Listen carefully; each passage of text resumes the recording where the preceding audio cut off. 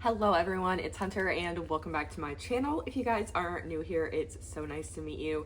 Today's video, I am going to be sharing with you guys my May reads, the books I read during May, and I'm so excited to be sharing with you because I read some really good books in May and I'm just really excited to tell you about them. I do this video at the beginning of every month sharing with you guys the previous month's reads, so if you guys like this video, be sure to give it a thumbs up and don't forget to subscribe to my channel down below for more book videos. And I have my laptop right here because I am filming on my phone. I can actually see my camera screen on my watch right here, so that's super helpful. But yeah, I have my computer right here and we're just gonna go ahead and get into it. Okay, so the first book I read in May was That's Not My Name by Megan Lally, and it is about a girl who is found on the side of the road, bruised and hurt, I guess, and she's found by a police officer who takes her to the police station, and a man claiming to be her father has shown up to take her home. Meanwhile, there is a guy, what's his name? Drew. There's a guy named Drew who his girlfriend is missing and he is desperately trying to find her. And as he is looking for her, he finds these different clues and the stories are connected in a way that you don't expect. So I really did like this. I don't know why I gave it 4 stars, but I gave it 4 stars. I thought it was really good. I listened to it, but it's also available on Kindle Unlimited. And I thought the story was really good. There was a twist at the end that I was not expecting, and overall I just thought it was a really good thriller and it was very fast-paced. The next book I read was so good, and it is One Golden Summer by Carly Fortune. This is her 4th book and it's about Charlie Florrick, who, if you guys have heard of Carly Fortune and read any of her other books, her very first book is called Every Summer After, and that book is about Percy and Sam, who are next door neighbors, and this book is about Charlie, who is Sam's older brother. So this is about Charlie and Alice. Alice is a photographer and her grandmother is not doing well. She had a fall and her grandmother just like mentally doesn't seem to be in a good place. So she decides to take her grandmother to the lake, and she realizes that she grew up watching Charlie, Sam, and Percy just having the time of their lives at the lake every summer, and she kind of connects with Charlie in a really sweet way, and I loved their banter. I just felt so good reading this book. I was so excited. There's a secret that Charlie is hiding from Alice, and I thought it was a really good one. My heart felt broken in places, but I laughed, I cried. I thought this book was so good. It deals with grief and nostalgia, growing up, and just so much stuff. I thought it was so good, and honestly, I think this is her best work yet. So 5 stars for me. If you haven't read it, I highly recommend. Okay, this next one I feel really bad about, but I gave it 3 stars. I'll be honest, this book was not very memorable to me at all. It's called The Hollywood Jinx by Soraya Wilson, and I will say that at times I feel like her characters can be a little bit immature, but in this one, nothing was really that, I don't know, it just didn't stick out to me. So it's about a small town named Patience, and they need a financial boost. There has been some issues with money in town, and they need someone to kind of come in and help them get some publicity so that they can earn some money. We have a guy named Nick Haddon who is a movie star, and they invited him to come. They did not expect him to come, but they invited him to, and he needs some good press, so he decides to go to this festival that they're having. He shows up early so he can kind of get to know the town, and he ends up staying with a girl named Jane, who is kind of the one who is orchestrating all of this. She's filling in as the temporary librarian since everything happened in their town, and they get to know each other, and obviously you know what happens. He's called the Hollywood Jinx because every movie that he's in does poorly, I think is why, whatever, and then he just, oh yeah, it says his reputation and his films are tanking, so that's why he's called the Hollywood Jinx, but he's really trying to start over. I thought it was a really sweet story, but honestly, I feel like the love at first sight trope is very unrealistic to me, and so I think maybe like seeing that kind of thing makes the character seem immature to me. I don't know, it just was like they fell for each other incredibly fast, and I'm not saying that's not possible, but it just happened so quickly that it felt very, I don't know. So anyway, that's why I gave it 3 stars. The next book I read was the 3rd book in the Chestnut Spring series by Elsie Silver, and it is Powerless. This one is about Jasper Jervis, I think is how you pronounce it, and Sloane. So if you guys know anything about the Chestnut Spring series, the 1st book is about Rhett Eaton, and the 2nd book is about Cade Eaton. And so Jasper is kind of like their unofficially adopted brother. So he's basically a part of the family, and he started living with the Eatons as a teenager. And so he started to be around when their cousin Sloane would come into town every summer and stay on the ranch with him.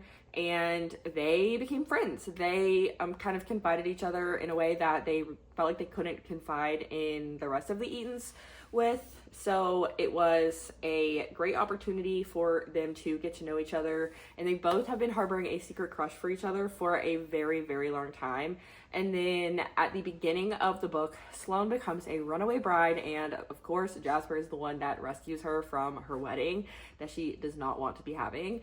And they go on a road trip to deliver something to someone, but they kind of are just fighting their feelings for each other, and they are not sure if they should be together. They don't want to ruin their friendship. Friends to lovers is my favorite trope, I think, just because there's so much like longing and tension, and when it finally happens, it feels like finally, if that makes sense. But I really liked this one. I think this one was my favorite out of all of them, to be honest. I for some reason gave it 4 stars. I don't know why, because I want to give it 5 stars, so I just changed it to 5 stars. But yeah, I thought it was so good. I like that they both have had hard lives. I like that they have changed their lives for the better, and I just really love Friends to Lovers. So 5 stars for me on that one. The next book I read was A Great Big Beautiful Life by Emily Henry, which is her newest book.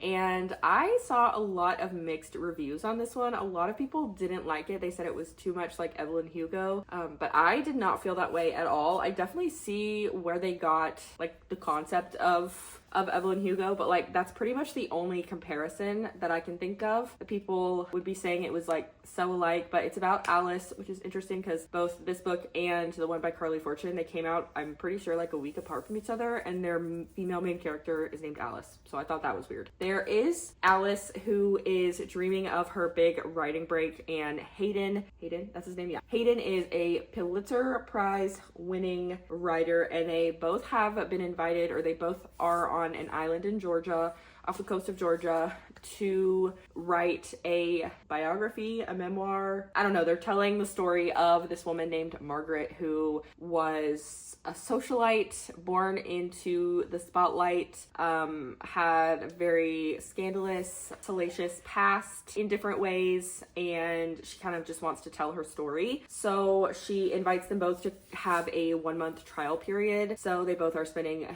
a month with her on different days during the week to get to know her and write her story. And at the end, she's gonna pick who she feels like she vibes with better. But while they're there, there's not a lot of young people on this island. So Hayden and Alice end up spending a lot of time together and getting to know each other. At first, Hayden is really skeptical of Alice because Alice is like a really big fan of him. And Alice is like, I'm a nobody writer. Why would you want to talk to me? But I still want to, talk to you. And so they start spending time together, and it feels like a very genuine friendship that really blossoms into something more. And I know a lot of people said they wish they would have gotten more of Alice and Hayden's story, but I really don't feel like their story was missed out on. I feel like if we're comparing to The 7 Husbands of Evelyn Hugo, I feel like, if you've read that, and if you don't, you'll have to look it up, but I feel like if we're comparing the two, we have Margaret, who is this heiress. She's really famous, obviously, and she's never told her story before. And in Evelyn Hugo, Evelyn has never told her story, and she's had 7 husbands, and she's never told her story before. So those are two similarities, and then having someone come in and write their stories, I feel like is something that is similar between the two. But in Evelyn Hugo, the story is about Evelyn, and you get very small tidbits of the writer's life. But in Great Big Beautiful Life, you get a lot of You get way less of Margaret's story. You still get Margaret's story, but that's not like the bread and butter of this story. It's not like the main part of the story. I definitely feel like it is part of the story, and it's a very important part of the story, especially because there is a twist at the end. But it definitely wasn't what I was expecting, especially after reading the mixed reviews, but I had to find out for myself, and I really, really enjoyed it. So overall, I thought it was fantastic. That's my take on it. Okay, the next book I read was actually one I got as an advance copy from the publisher. I think it came from St. Martin's Press, and it's called The Summer You Were Mine by Jill Francis. I'd never heard of this author before, and I'd never read anything by her before. I don't even know what else she's written. Let me see. I think that might be her first book. Hold on. Jill Francis. Authors, here we go. Okay, yeah, this looks like it's her debut novel, actually. The cover is beautiful, first of all, but it is about Ellie Beltrami and Cristiano Conti. They were best friends growing up. This is giving this is giving Every Summer After, and what's that other book called?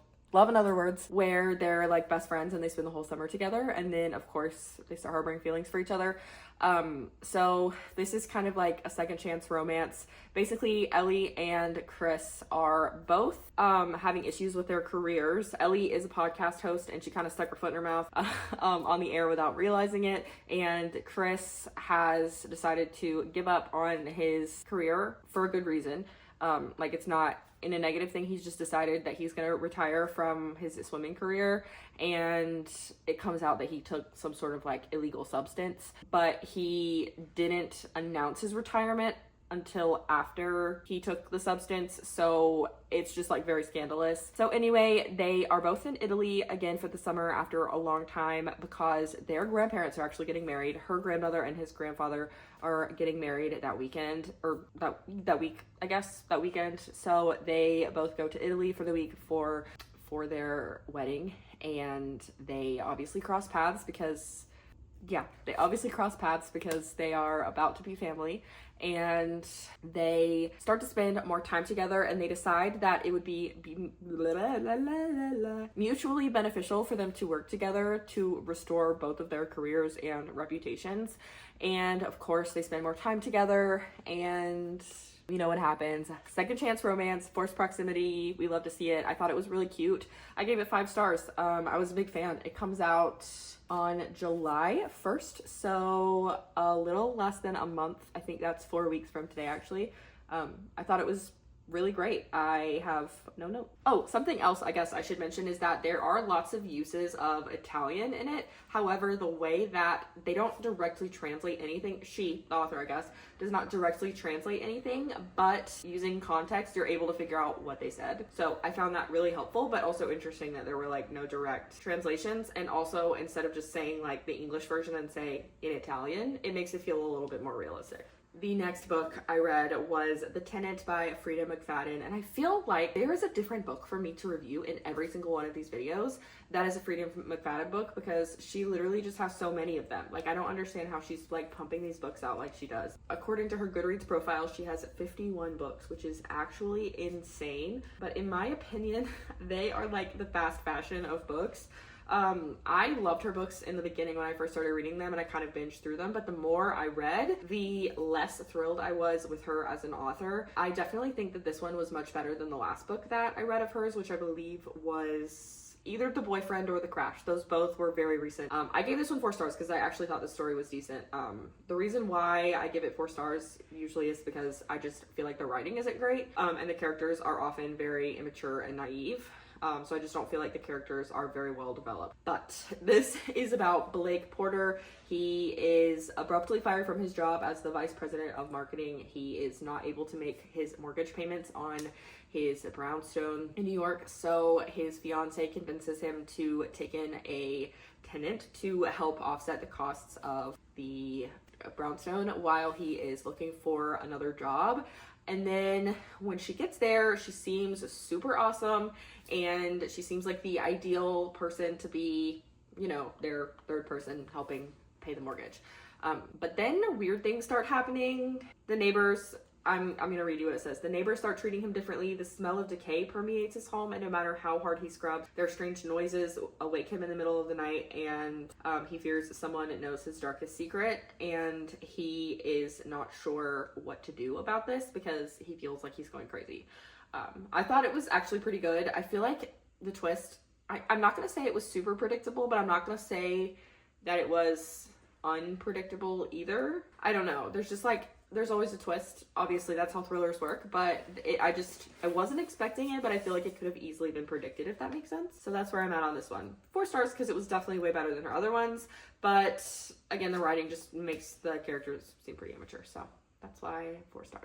The next one, 5 stars. We have Reckless by Elsie Silver, and this is book number 4 in the Chestnut Spring series. This one is about Theo Silva, who is a bull rider, and Winter Hamilton, who is, I feel like I need to just back up to kind of explain these things if you haven't read any of these books. In the first book, you're introduced to Summer and Rhett, which I've already talked about earlier, but Rhett is a bull rider, and one of his like proteges, or like he's the mentor of a bull rider named Theo Silva, so that's how he's connected in this story. But then we also have Winter Hamilton, and she is the half sister of Summer, who is Rhett's person. So they come together through a family event. It's like a Christmas event.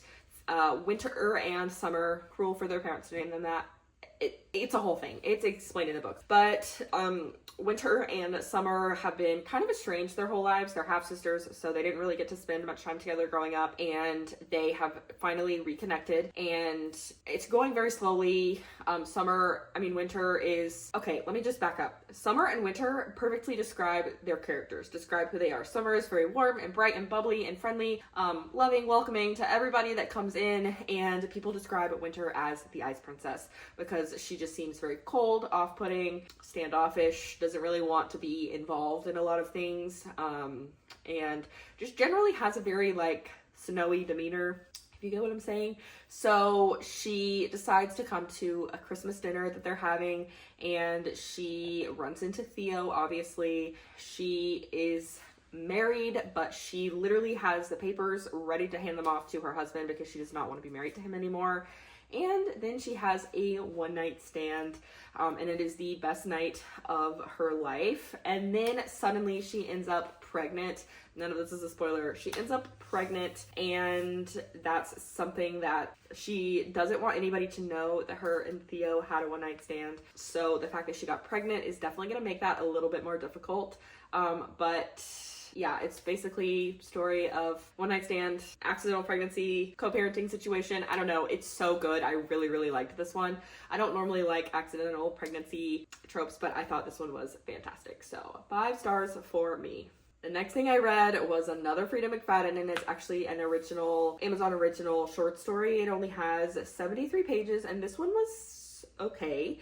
There is a collection of stories about lies, truth, and deception called the Alibis Collection on Amazon, and I think there's only one book that's come out so far in that series, or maybe the second one has, but there are 6 total short stories in the series. I just looked it up. But this is the first one, and it's called Death Row by Frida McFadden, and this is about a woman named Talia, and she's on death row for murdering her husband. She had an alibi and no known motive, yet she has been unable to prove her innocence. So when she sees a man who she thinks is her husband come into the prison, she's like, wait a second, is that my husband? So yeah, I gave it 4 stars. I have not much to say because it's such a short story. 73 pages is not a lot at all. It was part of Amazon First Reads, so I was able to read it in May, but it officially came out on Amazon on June 1st, so, which was like 2 days ago. Okay, so the next book I read was actually a very unexpected one, but I received this book from the publisher. Let me see who it is. Little Brown and Company. Are they a part of HarperCollins? I'm not sure. It's Things I Wish I Told My Mother by Susan Patterson, Susan DeLello, and James Patterson. And I thought it was so good. And the ending was actually so unexpected. It's about Laurie. She is doesn't have the best relationship with her mom because her mom is she's called Dr. Liz. She's a doctor, a very important doctor, and she runs into her mom calls her from the hospital and is like, I need you to come get me from the hospital. And she knows it's serious if her mom is in the hospital. So she goes and she sees her, and they plan a trip to Paris where they basically live out their mother-daughter dreams of going to Paris. Her mother has been to Paris over and over again, and she is very upscale. And I feel like, to give a good representation of who the mother is, two shows that you can kind of think, if you have Ellis Grey, Meredith Grey's mom from Grey's Anatomy, and Emily Gilmore, Lorelai's mom in Gilmore Girls, and put them into one person, that's who Dr. Liz is, but make her foreign. She's from Norway. So they go to Paris and they go to Norway, and they both discover things about themselves, and they have themselves a really great trip. And I just thought it was a very good mother-daughter story, very heartwarming, and it's about redeeming yourself in the eyes of your mother and knowing that no matter what you do and what mistakes you make, your mother is always going to love you for who you are, and knowing that you have limited time with your mother, so you really need to take advantage of the time that you have with her. And a health scare is not the best time probably to try to rekindle your relationship with your mother, but if that's what it takes, then so be it. I thought it was excellent. I gave it 5 stars. I was not expecting anything of it, but I really enjoyed it, so I'm really glad I picked it up. The next book I read is Hopeless by Elsie Silver, and this is the 5th and final book in the Chestnut Spring series. This one is about Beau, who is the 3rd son of the Eaton family. There's 3 sons. There's Rhett, first book. Second book is Cade. And then the second 2 books are people that are related to / in their families' lives, whatever. And then Beau is the 3rd son. So he is a military hero with a tortured past. He's dealing with a little bit of PTSD. And then there is Bailey, who is the bartender at the local bar. She is 22. He is 35. So we have quite the age gap here. And she calls herself the girl from the wrong side of the tracks. They're technically next door neighbors. Their ranches are right next to each other, and they've always grown up with a feud, I guess, with the family of Bailey, the Jansen boys. But Bailey is their sweet little sister who has never done anything to cause people to make her an outcast, but she's kind of just become an outcast because of who her family is. And Beau is going to her bar pretty much every night drinking, and she calls him out for it. And he decides that he is going to stop drinking, but he's going to sit there and watch to make sure that she's safe every night at the bar. So anyway, they come up with a solution to their problems. Beau's family won't get off his back about his mental health issues, again, because he has PTSD. He's a military hero. He has a tortured past. He went missing in action, and obviously he is very traumatized by that situation and by that past that he has. And Bailey just wants the town to be nice to her, and Beau and the Eaton family are all like the golden boys. Everybody loves the Eatons. So Beau's idea is that